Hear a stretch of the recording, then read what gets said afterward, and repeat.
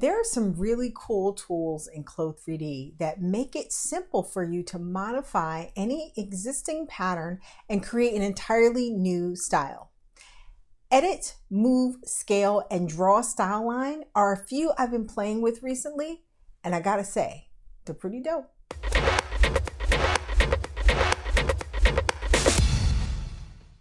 Welcome back to my channel. My name is Mikkel Drew Pelham. I talk about digital fashion design software and communication on this channel. So if that's something you're interested in, make sure you subscribe and hit the notification bell. For any kind of design in any 3D software, you need to start with a pattern. And although that might feel a bit intimidating, the good news is that there are various ways to start with a pre-existing pattern and modify it to create a new design.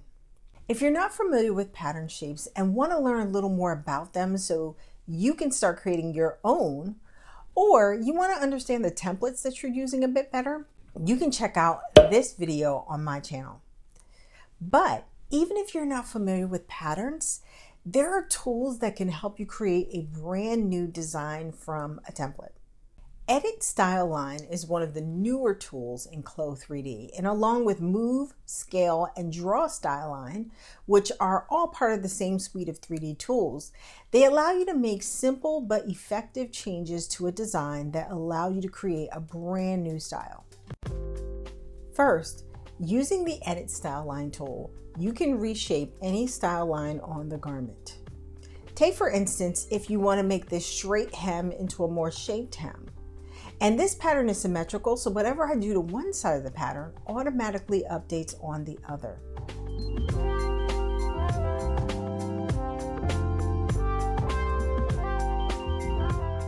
You could also widen the crossover at the side seam so the V at the neck drop is a bit more conservative, or make it curvier so that she's a little less covered up. Scale style line increases or decreases the size of the style line. And I've found this to be great for quickly adding some volume to a hem.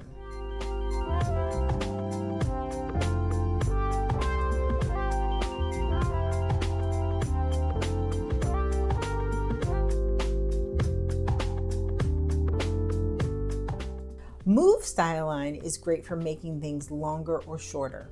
This maxi dress can be shortened to a mini with this tool.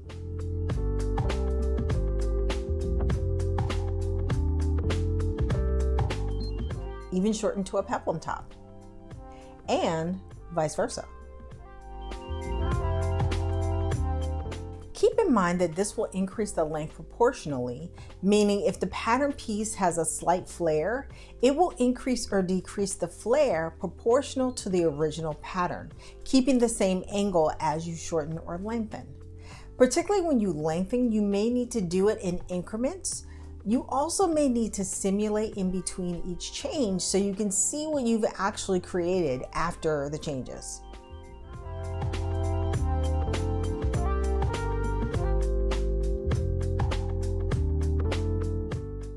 The last tool is Draw Style Line, which works similar to the 3D pen in that you can draw a design directly on the garment in the 3D window, and it updates the pattern for you in the 2D window, even cutting and adding the sewing to the pattern piece.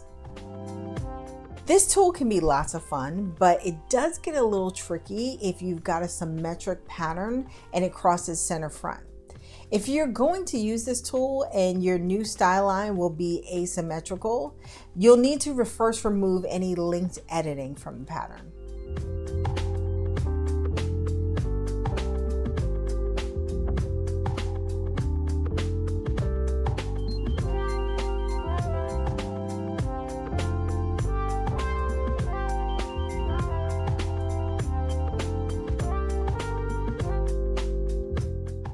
As you can see, you can create a brand new design just using these simple tools. Of course, you're not doing anything overly complicated, but let's remember what this originally looked like.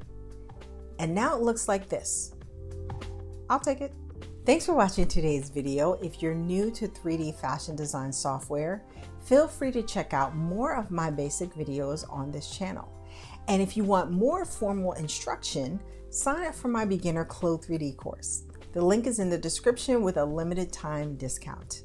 Be sure to like, comment, subscribe, and share this video if you find it helpful. Have an awesome week, and I'll see you next time.